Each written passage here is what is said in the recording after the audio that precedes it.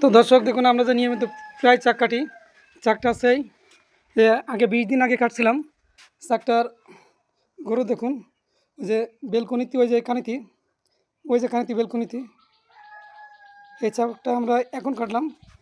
তো মধুর গরুরটা দেখুন, এই যে এই আমাদের এই ভাইদের বাড়ির থেকে চাকটা কাটলাম মোচাক, এই যে পুরো ক্যাপিং করার মধ্যে মনে হয় 3 থেকে 4 কেজি মতো হতে পারে।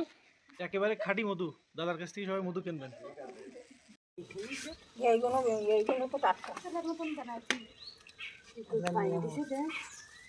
ভিডিও করবো।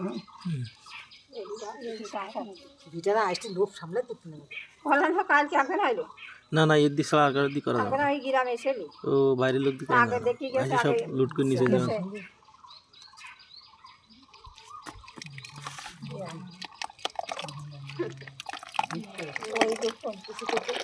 এই লো আজ দিন একেবারে খাঁটি মধু, কোনো ভেজাল নেই।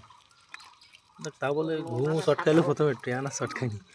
এ সবারই খাওয়া লাগবে, আমারও খাইতে হবে অনেক সময়। আমার বাড়িতে ঠিক করছে